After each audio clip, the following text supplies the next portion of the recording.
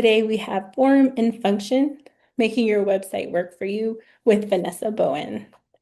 Vanessa Bowen is a Navajo computer scientist, product designer, and the principal of Bowen Creative LLC.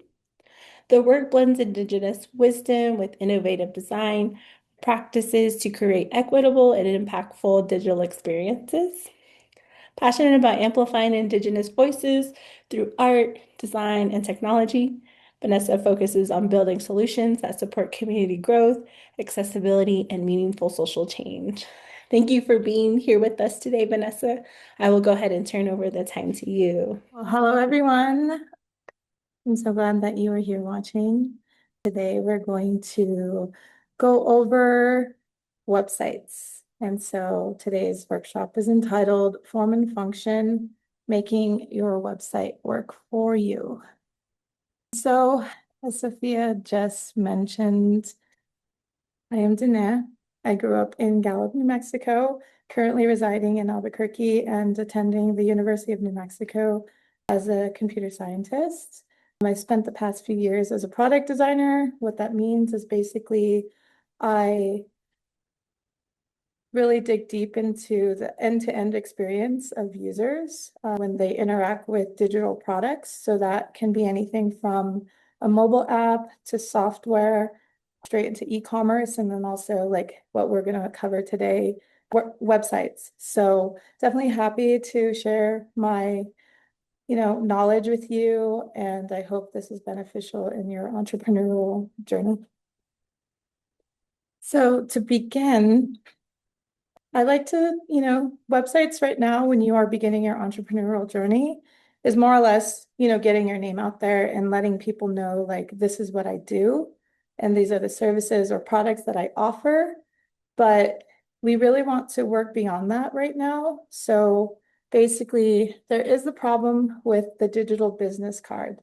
So a lot of websites that exist nowadays don't necessarily have much more than that, right? Like you have your contact information, a little brief list of what you offer. But I know because you're in this journey, it's really hard to kind of hone in deep because you're kind of getting your bearings in your journey, right?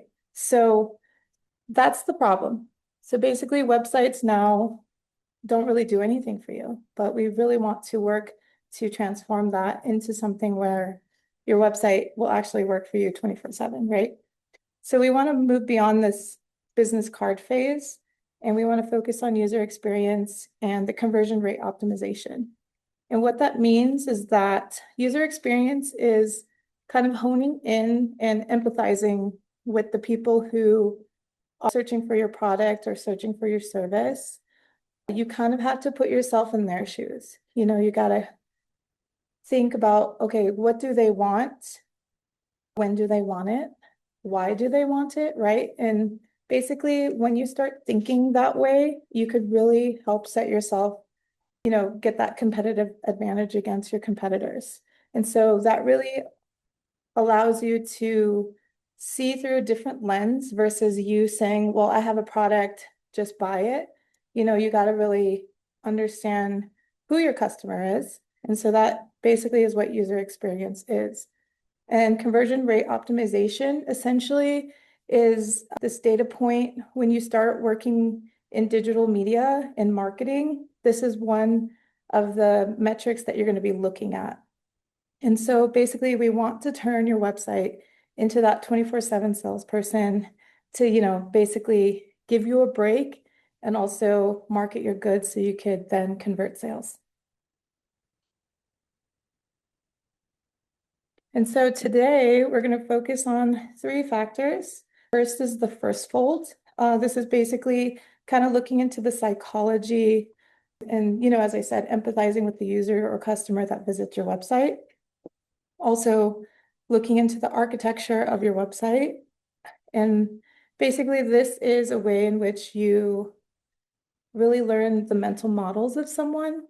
I must say that in this digital age, we are really met with a lot of, constant advertisement, like we're bombarded by it. And so therefore, it's really best that you understand that you just don't want to add to that noise. You kind of want to like spear through it and kind of make way for your product or your service to shine, right? And so then the third tier is we're going to look at conversion. And so this will be writing high impact content that answers what's in it for me and not for you, but your customers, right? And so in this first module, I like to call it the first fold, we're going to look into something called the 5-second test. And the 5-second test essentially is honing in on your value proposition. And if you're not familiar with that term, value proposition, essentially it's really being very streamlined with your messaging about the product or service that you're offering. You really touch base on what pain point, solution, or need that is being met, right? And so you kind of want to work on that a little bit if you're not familiar, but this will help you build a solid foundation when you do come back to your website to improve it. And so basically, in the 5-second test, if someone visits your website, if they don't get what you're selling in 5 seconds, you basically lost the customer. So we really want to hone in on this. And then, of course, there is trust signals. This is a strategic placement of social proof or testimonials. Social proof essentially is you're sharing feedback from people, you're sharing testimonials, you're sharing product ratings, you're sharing any sort of bit of information that helps to build trust. So then people know that you're the go-to person for whatever product or service that you're offering. And so a lot of people, when I say the fold, we're going to, throw it back a little bit. So the word the fold came from newspapers. It was really kind of when newspapers were being sold, it's that catch, that headline that's in your face captures attention. And basically that's kind of showing your value proposition. For instance, the New York Times, men walk on moon. So you know how that captures attention and people want to read more. So think of this as a way in which you kind of want to do that to your customers, right? You want to capture that attention. You want them to buy it, to read and learn more. And so when we take that concept of the fold from a physical newspaper and we bring it into the digital space, the fold essentially is when someone does load up your website, it's everything that appears in the view frame, right? It's like your desktop monitor, your iPad, your cell phone. It's basically what is above the fold and that people see when they load your page.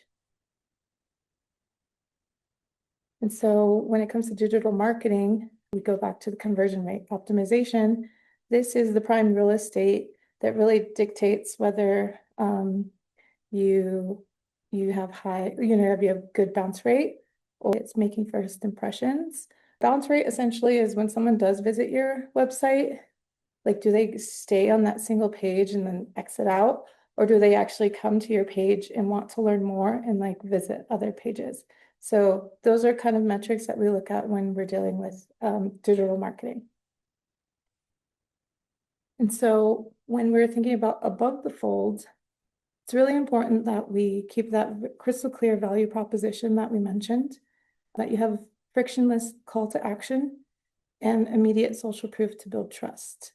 So a call to action essentially is that button that is clearly labeled that promotes your customer or your visitor to your website to complete an action.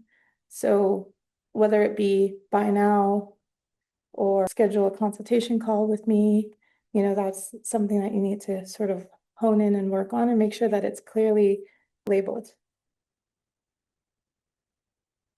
And so the 5-second test, and I actually might get you, Raquel, to participate in this real quick. This is a 5-second test. It's an exercise. If you could go to adplist.org and maybe take like a quick 5-second to look it over. And then based on those 5 seconds, could you share with everyone what you think this website is. So what does adplist.org offer?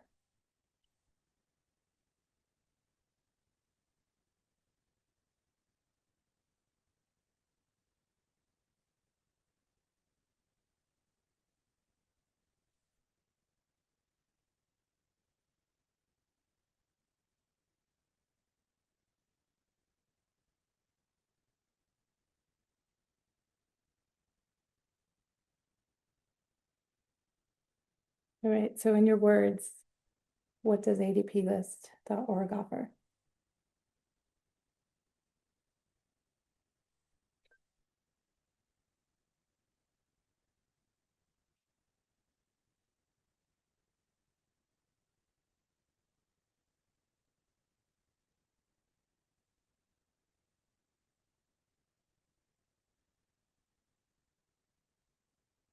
Cool. Personalized advice, variety of different mentors. Okay, great, great, cool. So in that 5 seconds, it was very clear in the headline. So in essence, when you are building your website, make it as clear as possible so people know what they're going to be getting out of that website. Okay, so moving on to this concept of social proof. And if you were on the adplist.org website, you'll notice right under the hero, there are a list of a ton of logos from Google, Amazon, Twitch, Stripe, Coinbase, Uber, Microsoft, right? So it is really important when you do create your website that you do put your clients, your partners, even sponsors, right? So this serves as an external validation for people to know that, you've collaborated and worked with others. And so it builds that trust. And it really encourages your customer to want to work with you. So when we think about social proof, it's not just listing the logos, right? It's a way that you could show your reviews. You could show client testimonials. You could even include like user counts. So even if you have like a social media and say you're like on Medium and you're writing and you have like a high follower count, like that's like super important to add and just like showcase that like, hey, this is my website, but my work is here. Come here. Let's view it. Let's engage, right?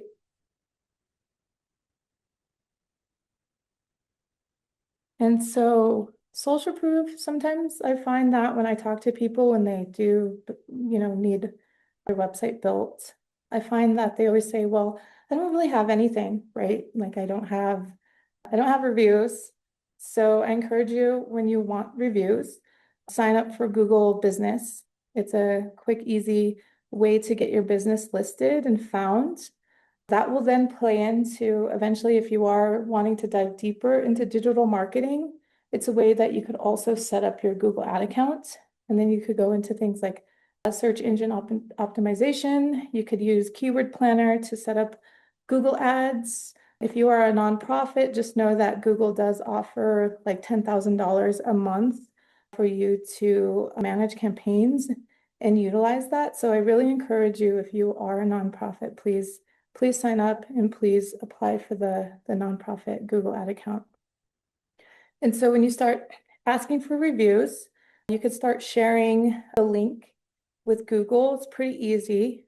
Another cool thing to do from there is if you want to make it really easy for customers, you could create a QR code, right, and print it out and leave it right by your register. You could put it on social media. You could include it in like your receipts and everything. So see, yeah, so just request for people to leave a rating. If you want to go deeper, you could think about loyalty programs. And as I said, you could include it on your receipts. Like if you're using Square, for instance, there is a way where you could add more information at the bottom of the receipts. You could customize it. That's a good place to put that QR code or request or offer like 10% off if someone leaves a review. For testimonials, it's really word of mouth. You really have to like engage with your clients that you've worked with, like your friends, your family, and just ask that they, drop your name, right?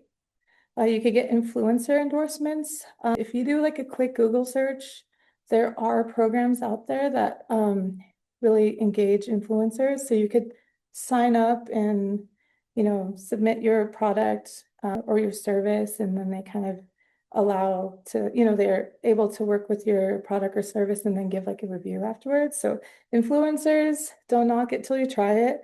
They could really go in and create content for you and promote your business. And also the user-generated content. So if you do have like an in-store location, I really encourage you try to get like those backdrops, photo backdrops or things like that. So then people could take like selfies and tag your business.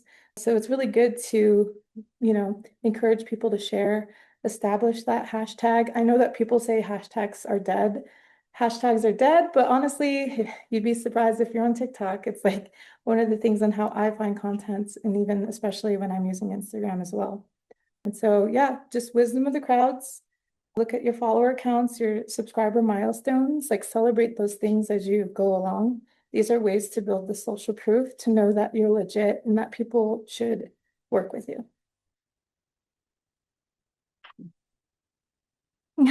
Too many hashtags, it's dead. It's so true. But hey, it works for me. Oops, let's go back. Okay, so now I'll take a minute. I know that's a lot of information, and I'm going to give you a moment if you have any questions in regards to that. Since it's like, Randy, since you're here, we'll have more one-on-one time, so please ask me anything. But I find that digital media is quite fun. I think one of the advice I could give you if you're really wanting to work and promote your business online, I always begin with creating content like a blog post. When you start writing in that way, it's a quicker way in which you kind of wrap your head around a certain topic. And from that, you're able to then pull from your writing to create social media captions. It's a way in which you could help set up your Google ad. So if you're like working in services, right, you're trying to promote, maybe you're a graphic designer and you start writing about issues that your customers either deal with, whether it's like solving a pain point, because a lot of people lately have struggled with, well, do I even need to design something in print because everything's so digital? Well, because people think everything's digital and there's no value in print, there's actually kind of like an open market where you could still tap into and that it is still valuable. So I encourage anyone to not, let go of the old ways, but just like know that that's still valid. And once you create the copy, it's easy to place it into event flyers. It's easy to use it as a social media caption. It's easy to transfer that into like a Google ad. So basically you're kind of looking at keywords. What answer am I providing to customers? So a really cool facet lately is that because search engines have become so AI focused, and I think, that is the new thing lately. It's really important when you are creating content for your website to pose it in this like question and answer format because it is kind of AI friendly. So if someone asks you questions when you think about your customers, if you're constantly getting questions, people ask you like, hey, what's your shipping deadline for the holidays? Or, hey, do you create inclusive sizes? Like use that from your customers as a way to ensure that you create content to answer those. So just be mindful of the question that you're always asked and then put your answer in reference to that. And so that actually helps the AI search engines today. So great. Anyway, so we'll move on. So in module 2, architecture or action. So as I mentioned before, there's this big proponent, it's called the call to action. So in order to make your call to action very clear, you could use something called the CTA matrix. So basically, it kind of helps you map out what is important, especially when it comes to above the fold. You're really looking at what is a clear call to action that will pull in my customers to kind of like help them convert. So you kind of would like to like map out the things that you offer. Like for me, I find that I have a start button on my website. The start button essentially leads to like a client intake form, so then people could talk to me about their projects. So that has been the best call to action that I could offer because I know that a lot of times people kind of already know what I offer. And so they just want to know, like, how do I get in contact with you? So it kind of skips over the step of, the talking back and forth, but getting straight into the action. So that's how my website is set up. So I know that that's like the best call to action that I could utilize. And so therefore, because of that, take some time thinking about your call to action. It's super important. And so another facet is this friction reduction. So a big concept in user experience design is this idea that everyone is so overloaded with ads that it adds to something that we call the cognitive load, right? So cognitive load is that you're given so much information and people have to process it, right? Like you basically are there to be clear and concise, to really, you know, not let your customer think too much because sometimes that just exhausts people, especially after a long day of work, right? If they're looking for a product and they have to think about, oh, well, what is it they're offering? Or is this what I need? Just like clear as possible, just reduce that friction. And so also this mobile first mentality is really important. So over 54% of traffic is mobile. So you basically must build your website responsibly. And so the good practice is that a lot of people who are starting out tend to go to Squarespace or they tend to go to Wix. Like they're not there yet to build like a custom website. So you kind of go with what is easy to attain. So it's always these like what you see is what you get builders. So when you are building it, it's in a desktop format. And most of the time, the mobile first is an afterthought. It's an afterthought because when you start building your website and then you go onto your site on your phone after the fact, you begin to realize like, oh my gosh, that the text is cut off. Like what's happening? Like how did I lose that? Or the form doesn't fit, or the submit button's really tiny. So I would say when you are building, try to switch to the mobile view first, or try to work with the templates that they do offer and try not to customize it too much, right? Because Squarespace and Wix do have responsive templates. It's when we start thinking, we want different colors, we want different layouts, we want it to look like this, that we kind of run into problems. So just be very cognizant that we don't want to do too much customization. Oh yeah, okay, cool. So Randy, you're interested in SEO. Great. We'll touch more on that in a second. And so as someone who, I guess my tagline for my business is called Design with an Indigenous Perspective. Essentially what that means is that I do center our Indigenous relatives first and foremost. And as I have driven from Albuquerque to Shiprock today, I realized that, that there is, LTE cellular data, right? We're spoiled in big cities, we have 5G. And so a lot of our relatives, when they're on reservation, right, they don't have that luxury. And sometimes, cellular data is a privilege. So when I say mobile first mentality, I always think about, can this load easily on LTE cellular towers, right? So if you can just strip it down to be like very basic and not too image heavy, sliders are great and everything, but sliders do kind of pose a problem, not only for data, but also when it comes to accessibility. A lot of times we also think of accessibility as an afterthought. And these are people who have low vision, who may need screen readers, who might not have the dexterity to touch, right? Like small areas. So whenever we do use sliders on a mobile, it's like really small and even navigating those might be difficult. So just like be mindful when you are working with your website to just keep those people in mind and also just like not have it too text heavy and everything like that or media heavy. Yeah, Randy, I would love to see your website. Maybe after we go through this, I could do like kind of like a website audit and kind of go through things that could help improve your site. That would be great to share. Cool. So I'll ask you in a few for that website. Thank you. All right. And so the 3-click standard, as I said, when it came to accessibility, complexity kills conversion. If your customer has to click more than 3 times, you are making it too hard.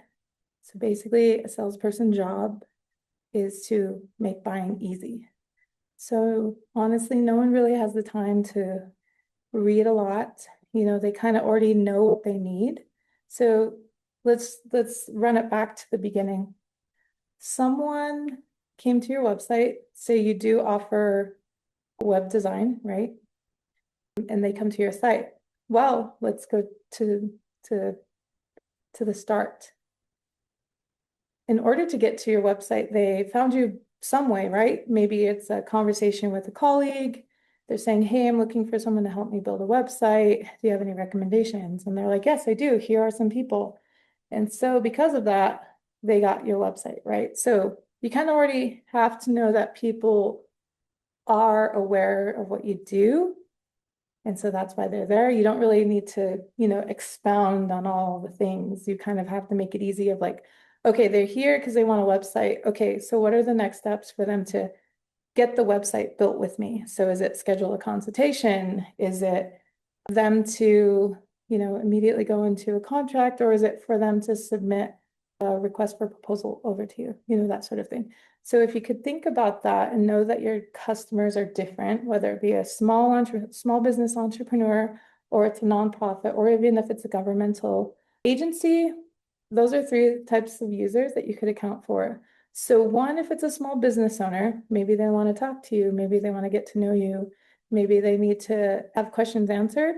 So maybe have the schedule a consultation immediately there. If they're a nonprofit, maybe they're ready to go. Like, how do they send you a request for proposal to get a quote from you, right? But if they're like a governmental agency, there's a lot more requirements in order to work for them. So it's like, do you have your SAM registration?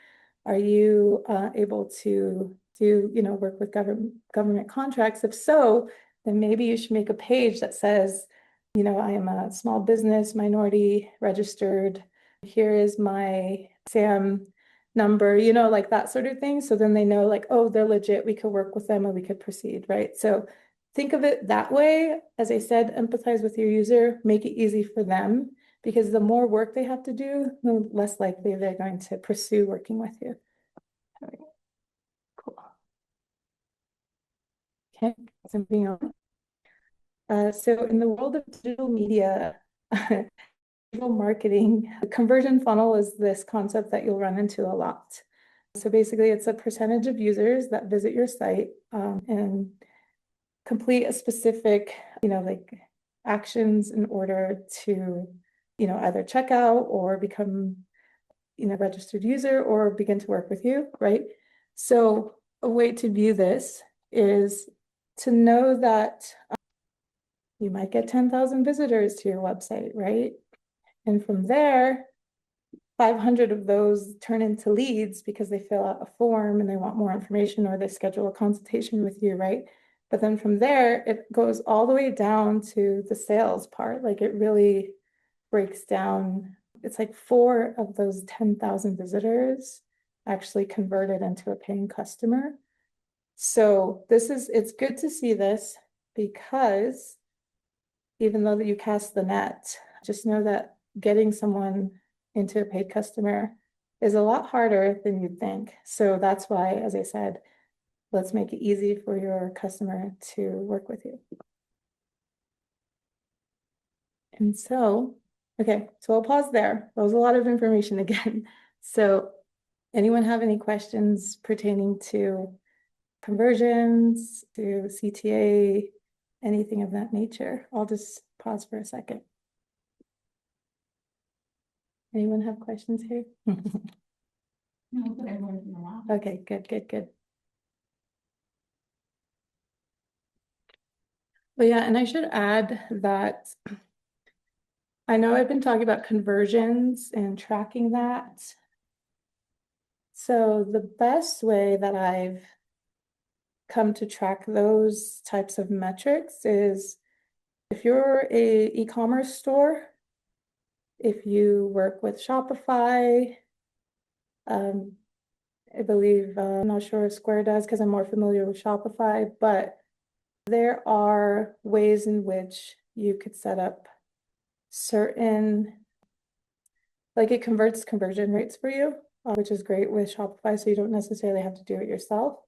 But if you are doing it from scratch, and when I say scratch, usually if it's a WordPress website with WooCommerce, it's not necessarily easy to track that. So it's really important that you do set up your website to be connected to Google Analytics.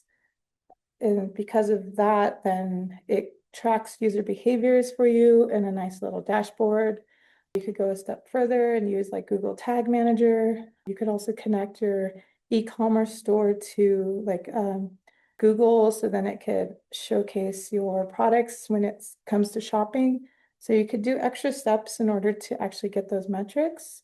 But those are quick ways to know that you know your site is working, and maybe it's a good way to see if like your call to actions are clear, that is actually leading to your goal. So in this sense, it's when I say sales, it's for e-commerce, right? But for me, if it's like me looking for new clients, it's usually I arc my conversion rate optimization when someone does send a form to me to schedule time to meet. So that's kind of how I gauge it. And yeah, okay, cool. So moving on, workshop activity, the user path audit. And perhaps this would be a good time. Actually, Randy, you did say you had a website. So maybe I see that Nick Smith is in the chat too. Um, so maybe Nick in this activity, Randy could share his website in the chat. And once you load it, could you take like 10 seconds to review it? Okay. And let me know when you've loaded it, Nick, because from here, we're going to ask you, after 10 seconds of scanning, you have to answer, can you identify what Randy offers and how to get started? Cool. All right. So 10 seconds. 10, 9, 8, 7, 6, 5, 4, 3, 2, 1. All right, cool. So Nick, if you can get off, unmute your mic and tell us, what does Randy offer?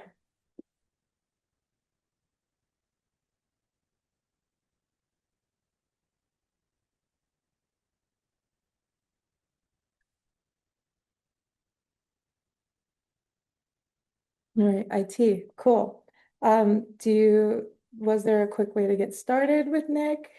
You could answer yes or no.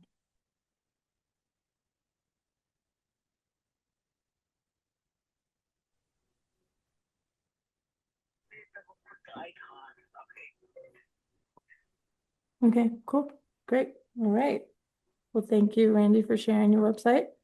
So it seems as though Randy has a good, website that's very clear and shows people could get in touch and work with him. So because of this, another facet is, I guess I could load Randy's website on my phone, actually.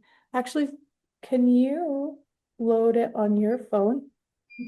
Randy's website. So there's something called the thumb test. So the website is called, It's just gray. It wants me to go to elevate to admin mode, but okay, there it is.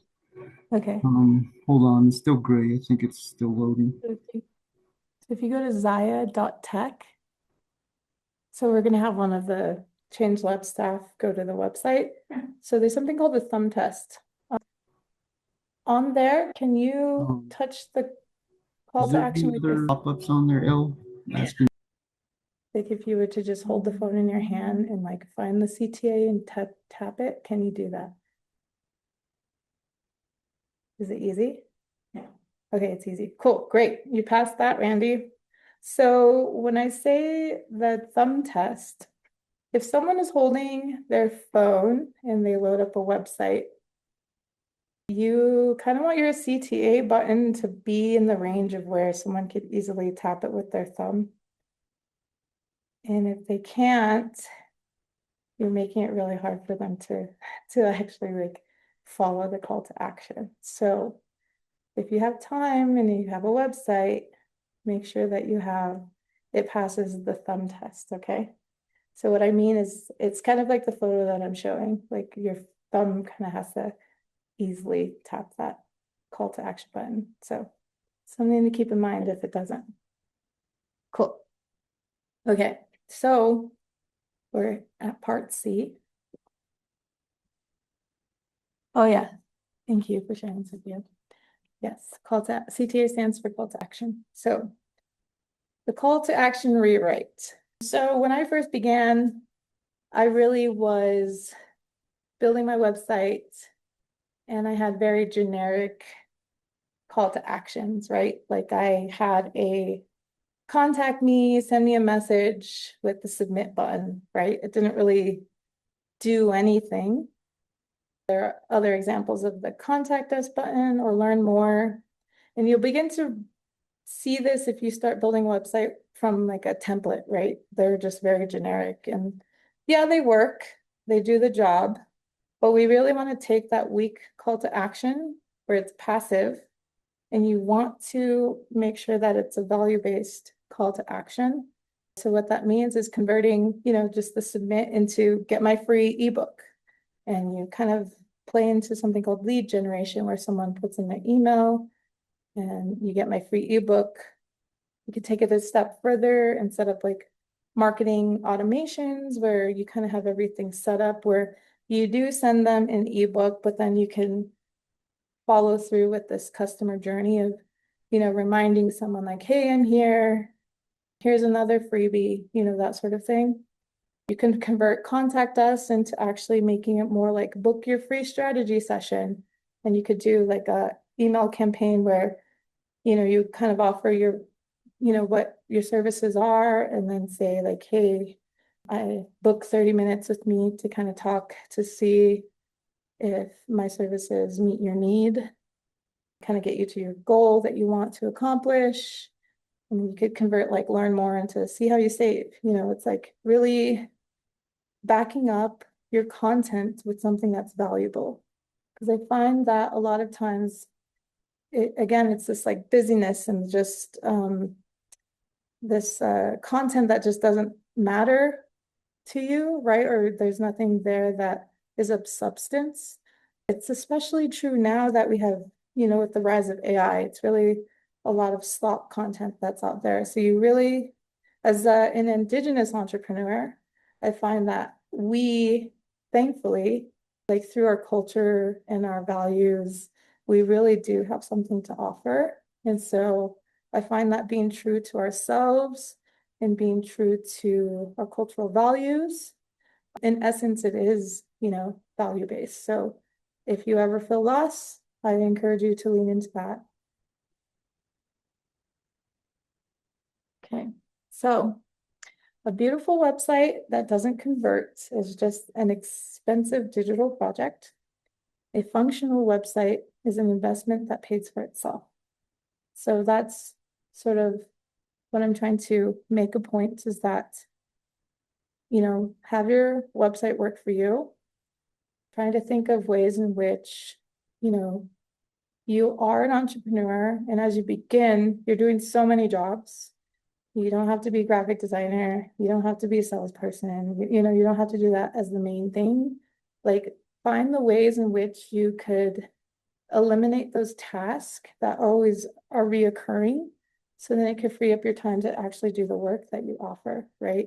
And so as you begin to build and grow, and eventually when you start scaling and then you hire on your team to, take on those tasks, just know that there are automations out there. There is technology that exists that can help you to eliminate those like, reoccurring tasks. But just know that your website is a powerful tool and, have it work for you. But yes, thank you. And so I'll leave this open to anyone who wants to get off mute to jump in and ask questions. But if you don't have immediate questions, then we could go into Randy's like audit of his website. But yeah, let me know.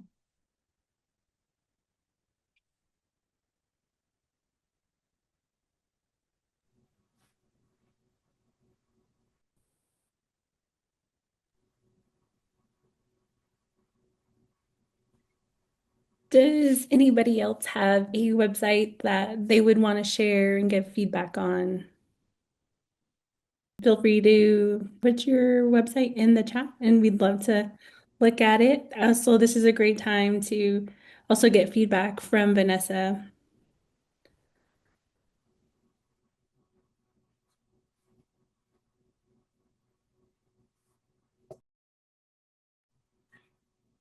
I have a question about so you have the call to action and you're trying to get people to like for me, my website, I'm trying to get people to contact me with my form. And that was kind of a tough thing to implement was a form and because you want it to be secure and you don't want that data transmission to be accessed. And I was wondering, are there like platforms that can be used to help with that or to help with forms and maybe and then on top of that, uh, the call to actions, are they does it matter if they're like all across the website or just a button up top, or is that what they are? Like Yeah. I'm trying to. Yeah, no, you're right. It could be call to action in the header. It could be right when you go to the page in the hero section. You can call to action there. It could be a call to action after the blog post, right? You can have a position here. So it's really important when you are call to action, you really contextualize where you are. Oh wait, hold on, sorry. Is this better? Can you hear me? Is that okay? Is that better? Okay. Yes. Here we go. Cool. So when you are setting up your call to actions, it's good to, think about how did your customer get there? Was it something that you shared online that pointed them to a blog post? So then you kind of already know how or why they got there, or if they're just interested. So, for instance, at a blog post, it's nice to have if you're talking about working with you to, improve their cybersecurity and just, make sure that you're in alignment with what the content says, right? So you don't want to say like message me when the next step for the customer is to like actually work with you, right? So just make sure that you kind of are on that journey. And what I like to do is if you just Google something called user journey mapping, you can then see these sort of graphs where it starts off with what your customer's trying to accomplish, right? And you're kind of like seeing what they have to go through in order to work with you. So when you start seeing what all the hoops people have to jump through, then you kind of can streamline from there. Yeah. And so that's how you kind of frame when you set up your call to actions, right? Okay, so I hope that answered your question. Did it or did it not? It does. Okay, yeah. So it's good. Like I see your website, it's Yeah. the Zaya.tech, right? Yeah. Okay, yeah. Yeah, your call to actions are great. They're kind of scattered throughout. It Uh, does correlate with what, you're talking about and making it very clear that someone could call you.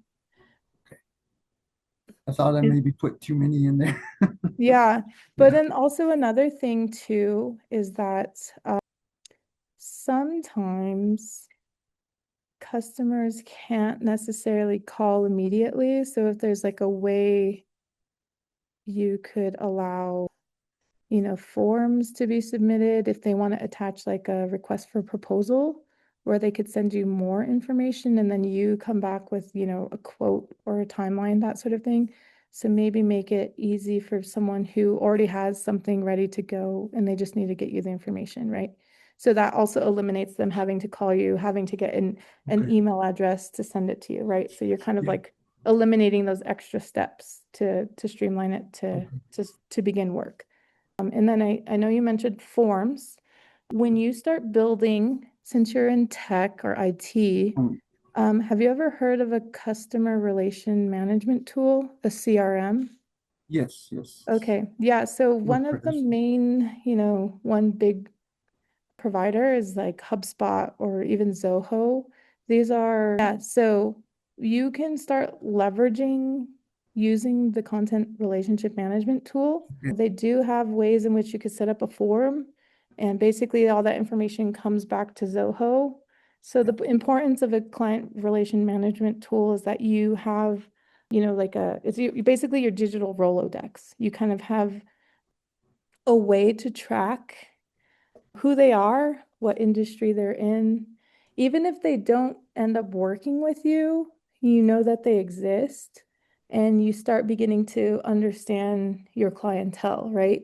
So if we're looking to work with the big shots, right, or like bigger clients, you kind of have to understand their industry and how do you come in and like meet the pain point or help them because sometimes, another way to view this is that there are people like businesses that are working and they may have a team, but sometimes these teams might be at capacity and can't take on new projects and they're actually slower. So then businesses want to hire out, right? To hire people to help alleviate that workload.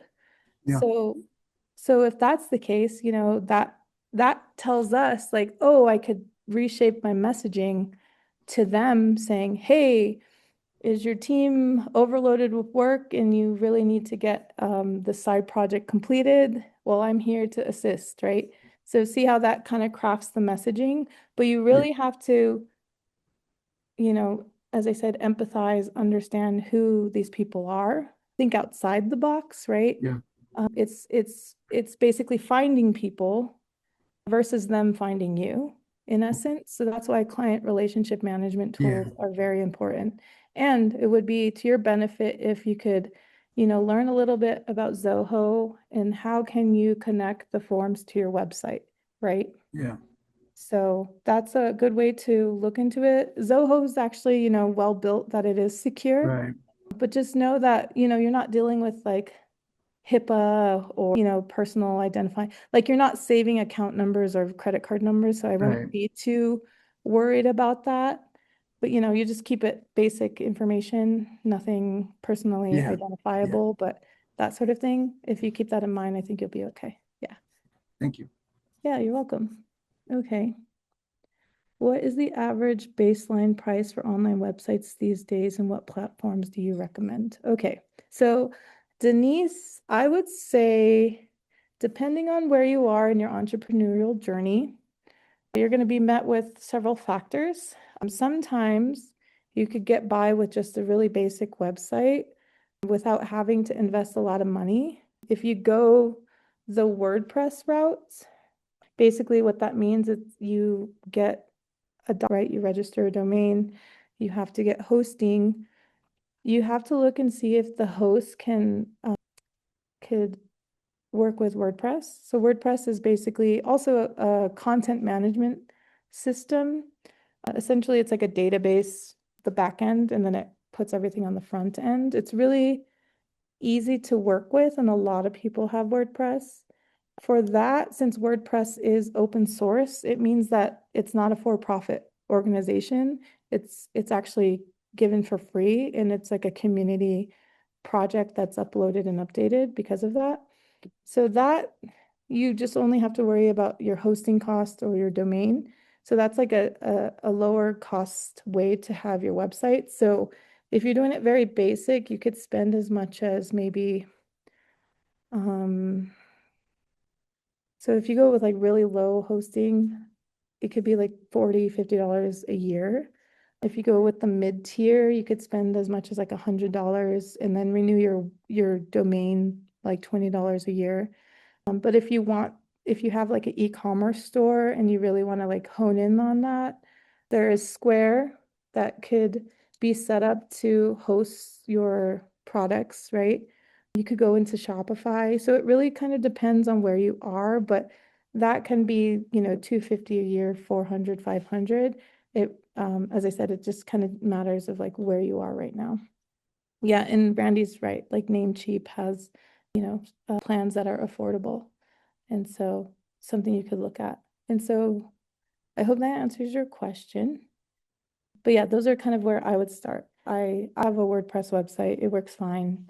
It does what it does. It's connected to my CRM and everything that does more of the heavy lifting for me. Yeah. Okay. And yeah, Mackenzie, please feel free to send over your website. I would love to see it. Nick also inserted his website link there Oh, if you okay. wanted to take Nick's a look Print at it. Shop. Okay, let's look at this. Okay, all right. So Nick, vinyl stickers. Okay, designs and prints, home store quote. Okay, great. And you have add to cart here. Okay, so initially it's a great start. It's really quick for someone to, work with you. I would take it a little step further, Nick, because a lot of times our clients don't know how much time actually goes into design. So instead of saying graphic design 1 hour, I would try to be more project based in the items that you're offering, right? If it's like a flyer, you could put it there. You could even say design plus vinyl stickers and the quantity of 100, 200, that sort of thing. Then people could get like a really good idea. Also, I must say that a lot of times when people do go to your websites, they are businesses and they do have a budget for it. So don't sell yourself short. I feel like a lot of times as entrepreneurs, we tend to, like, let's just make a really quick sale. But it's better to be paid appropriately for your time. Funny enough, as I'm back in school, I'm in an economics class right now, and they talk about finite resources, and your time is a finite resource. So I really encourage you all to pay yourself appropriately and really, think about it, like set a clock when you start doing a project and see the true time that it takes because sometimes it takes longer than we anticipate. So yeah. But yes, the quote, let's see what the quote does. Great. First email, screen printing stickers, campaigns. Okay, cool.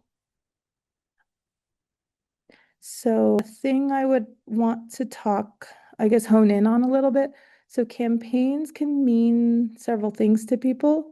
So Nick, maybe add a little bit more clarity of like what a campaign is. Like, is it like a print campaign, that sort of thing? I know it's like a designs and prints, but if you're doing designs, is it like a marketing campaign or is it a print campaign? Like adding more clarity could help your customer a little bit more. Yeah. And also, I would also encourage you as well to list your clients that you've worked with and also maybe a portfolio area so people could see your work. Cool. Yeah. So Randy, you did mention something about search engine optimization. There is a tool that I'll show you. Okay. There's several options you could take. There is something called SEMrush. And SEMrush, if you are very curious as to how your website is performing online, this is a way you could plug in your your website, and it will come back with the stats and keywords that are prominent in your site. It will also point out things that you could do to improve it. So there are search engine optimization things that you could consider. One is called, a sitemap. So a sitemap basically showcases all the websites or web pages that you have on your site and it basically informs a search engine like Google, Yahoo, Bing, etc. what is on your website and is like what keywords are there. And basically that's how your website shows up in search results, right? So a thing to think about when we are thinking about SEMrush, another one is called Ahrefs, I believe. So this is also, they've got more AI focus, but this is how you could make your business show up. And a big portion of this is this like AI concept. So as I mentioned earlier, when you create content on your site, you should frame it in like a question, and then your content should answer that question and make it very clear as day. For instance, on, I think a way to view it is where I like to start first is what questions do my customers ask me all the time? And so basically clearly lay that out. And that's how AI search engines kind of find you and can surface. And that's how you get into included, if you ask AI something, sometimes there's like sources that are cited, and that's how your website could be that cited source. So something to think about. So these are two options that I utilize. From here, it shows the keywords, it shows your competitors, it shows how long people stay on your website. But if you don't want to pay for this, just go to Google Analytics. You're going to have to get a Google account. You basically have to input some code in your website for Google Analytics to begin to track it. And this one kind of takes more of you kind of have to become a data analyst. It's not as Yeah, easily surfaced like SEMrush or Ahrefs does, right? So I hope that helps. Oh yeah, that's and I guess to start, we'll back up a little bit. If you're ever curious about, like, well, I want to surface more on search results, basically you're going to have to build like write content. You're going to have to think of the keywords that are in your industry, in your service or product, and you're basically going to have to build out web pages in order to have that keyword surface. Another thing you could do is something called backlinking. So backlinking is when one website mentions another website and links it, and that website links back to you, right? So these are backlinks. But what that means is that when the search engine figures out who's the top result, it's something called authority. Like you have a presence on the internet and you're basically a digital authority, and that's how you get ranked higher, right? So in order to build good authority, a quick way that I've realized is if you work with organizations and you ask if you could be backlinked there, you ask that if you did some work like, hey, could you just include me as a credit there and like be linked back to my website? That's like a way to do it. I encourage you also, if you can become like if you can be on the news and talk about what you do. Volunteering is a really quick way to get your name mentioned and highlighted, and you could reference back to your website. So these are kind of just ways to think about getting your name out there. And sometimes it does take, the courage, you have to get the courage in order to like be more engaged. But if you're looking to rank higher, that's the way to do it. But please ask me any more questions about SEO. This is something I really love. Okay. Okay, so a question that we get here at the eShip Hub is, when do I know when I'm ready for a website? What is the value? Okay, so I find that when you're ready, This one's kind of tough. I would say at any moment in your journey as an entrepreneur is a good time to get a website, honestly, because it is getting your name out there. Again, you are building trust. So getting your name out there, building that portfolio is super important. So even if you aren't ready yet to start, getting an e-commerce store set up, it's good to just have that presence and yes, have it as that business card to start. But the goal is to transform that business card into having your website work for you. And so really, I would like really encourage all of you to hone into resources like Change Labs to really dig into understanding business. There is something called SCORE mentorships that you could tap into. You could sign up, and people who have been in business for a long time can come and mentor you. I know there's in Albuquerque, we have something called West, and so it's like an entrepreneurial little hub as well. So there are places out there that will help you. And so once you start getting familiar with like the business ins and outs, then really I feel like that's when you could make, as I said, make the website work for you. And so the value essentially is when it comes to search engine optimization, the longer that you're on the internet, that actually builds your authority too. So just the sooner the better. Even if you are still working from a template, I encourage you to even start. So yeah. So that's my answer. But also another thing interesting enough is I did back in 2015 make a product and I wasn't ready to go into e-commerce and sell a product, but I did have a website ready that was kind of like at any moment if I wanted to, I could sell. And actually that helped lead into like the ability for that product to just go viral. So had I not had my website ready to go, I don't think I would have made a ton of sales in that time. So kind of like strike when the iron is hot type of thing, but just have the foundation set and ready to go if and when you're ever met with that sort of like opportunity to sell online. Yeah. So please ask me anything. I'm here for a little bit. I'm happy to answer questions.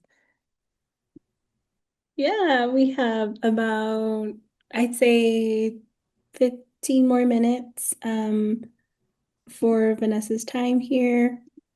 So yeah, Simon, Shani, Meredith, thank you all for joining as what coming on later. If you have any questions about website, or maybe you want us to take a look at your website, now is the time.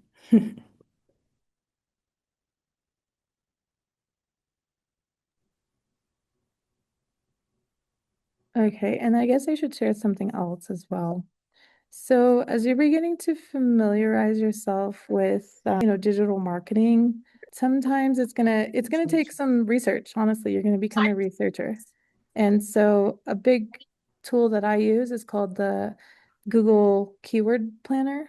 So it's more or less when you do set up like an ad campaign, you're kind of trying to target someone specifically.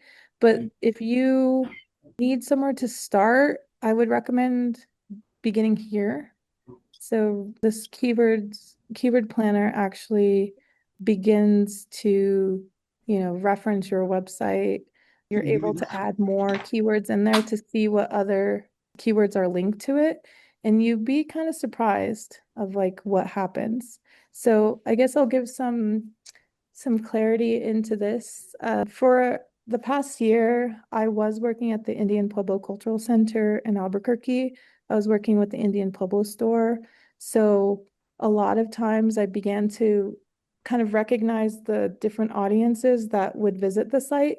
So that on one hand, there are people who are completely new to like what indigenous art is, right? So you kind of have to sadly, you take the stereotypical approach, and the stereotypical approach is like thinking dream catchers, right? Thinking about flutes, thinking about powwow, right? Those are the keywords. But essentially, what you're trying to do is you're trying to lead the breadcrumbs from a new customer who has no knowledge of indigenous artwork, and you want to make them those experts, right? So when you are advertising your work, it's good to be aware that either you're targeting people who know exactly what they want, or you are also keep casting the net wider to capture potential customers. So it's always good to not be so niche and focus because there's a lot of assumptions there that people already know what they want. You kind of have to be mindful to try to keep the net as wide as possible and to include very general keywords and terms. And then over time, as they interact with you, it's important that you keep in contact with your customer. That's why it's important to have like a client relationship management tool. So you could set up these forums to capture their email, right? You could have them sign up for an email campaign. It's good to send out people like reminders of like, hey, this is what we've done. This is the impact that we left. This is the product that we sold and this, it's well received, that sort of thing. But just, little nudge, but keep building relationships and, showing your work essentially. Okay, so Shani, okay, I see your website. Let's load it up. Okay, and I will share my screen. Okay, so Walking in Beauty Aesthetics LLC. Okay, so earlier in the workshop, we were talking about making sure that your call to action is clear and kind of talking about your value proposition is clearly labeled there. So I see that your business name is here. That's okay. But I see down here it says skincare services and waxing services. So as much as that is there and you think like, oh, I've already mentioned what I do, you need to be aware that if it's a mobile phone, it's probably only loading the center.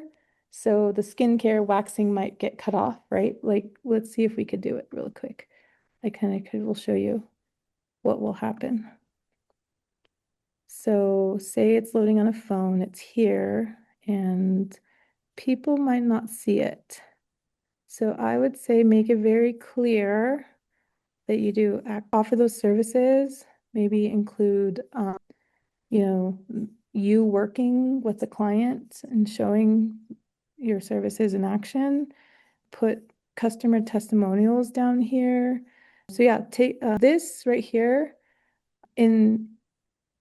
for search engine optimization purposes, I would take out your business name, move it up to the header, but put the services like in text because when a search engine indexes your site, it's not going to mention anything about skincare or waxing, so no one can find your site. So you need to include it here. Book now. Okay. So from here, I would say waxing. Okay, so maybe under categories. So this is a tough one because it is like a higher level category, but sometimes people want to perhaps be more focused in on okay, so let's go back. There was that three clicks or less approach that I was saying to take. So let's say that I do want to get waxing. Let's count how many clicks it takes. So one, either I scroll down to find it, right? Or I click here, so it's like one. And then we see waxing service. And this is two to see what's there. We'll do 2 clicks and we'll see if it loads here. Okay, so let's say we want this service, and then that was 3, now 4, now 5, right? We'll select the time, 6, 7, and then 8, 9, 10, 11, 12, and then next, right? So we kind of have to, it's like 20 clicks to get to where we need, right? So something to be mindful of, but it does, your website does what it needs to do. But just maybe in a way you could always think about, okay, if someone visits my site, maybe make use of this above the fold here and like clearly list the services, right? Maybe make these smaller so there's not a lot of scrolling that needs to happen. and then include maybe some testimonials there. I don't know. Does that help you? Does that make sense to everyone? Would you be opposed or have anything to add? Well, I mean, yeah. Yeah. Yes. Okay, and then Mackenzie. Okay. Yeah, so any more questions, Shani, about your website, or it serves its purpose. It does. But we can make little changes to improve the SEO, for instance, just maybe working with this here and then making more use of the above the fold view. Great. Vanessa, would Yes. you be able to share like how individuals can reach out to you for that more one-on-one support for your Yeah. services? Yes, definitely. You could visit my website. I guess in this particular case, I could send my consultation link instead of you having to go to instead of going to the website. You could book directly with me with Google and find any time that works for you. And I'm happy to have a chat. Okay, and then I see that Mackenzie was here. Okay, Mackenzie. Oh yeah, okay. We get a 4013 error, so unfortunately it looks like it might need to be published or made public. So, but if you want to link with me, Mackenzie, please feel free to book some time. I would be happy to go over your website with you and give you some tips. Yeah. But yes, thank you so much, everyone. I guess if we have time for one more question, you think? Anyone have anything to ask? Would there be, I think we went over this, but just to make it like more apparent, is there different do's and don'ts for like product versus service-based websites? Because you like, I know with product you can take pictures and stuff, but as far as services, like how do people understand that like you're offering that service? And does it just go back to like making sure that your buttons have your call to action clearly written out? Yeah, so with both of them, I find the call to actions work better with more services based, whereas like a product, we kind of take the familiar standard of presenting an e-commerce store, right? But there are particular cases in which some products aren't necessarily, like that they don't fit the e-commerce standard. So therefore, like it's important to lean on call to actions, kind of like the print website that was shared earlier that I think it was Nick was sharing. His was more like, yes, you could purchase it and check out, but taking that project-based approach would be recommended. Whereas like a services are a little difficult to navigate. That's why a lot of forms are sort of used because there are people whose services, they vary, right? It all depends on what is needed. A lot of times services, as much as we do say this is what I need and that's all only what I need, as you're in the middle of a project, sometimes things kind of get added on, things change. Business needs aren't what they were when you started and they change midway. So there's a lot of factors that go into it. So in that case, it's really important that when you are a services-based business, that you're keeping in mind that it's not always set in stone and that you're allowing for your time to be, add on that padding, make sure that it's very like, clearly stated that if something goes over the allotted project hours, that it will be billable at this rate. If things change more than 30%, then we need to go back to the drawing board and get a better estimate. So it's like really thinking about all the possible scenarios that could happen and just being ready to really, meet that occasion. So those are kind of my advice when you are building a website, that it is as open as you can be, but getting all the information that you need at the beginning to, really understand like how much it's going to cost, how much time it will take, and then what you're really going to deliver. Yeah. Yeah. Yeah. And so Randy, to your point, yes, your clients will vary and your price points can change with services. I learned that the hard way. Yeah. So you really need to be flexible, but then also Never be afraid to advocate for yourself. You know, your time is precious. Your knowledge is valuable. So never sell yourself short, but always just, have clear, open communication with everyone.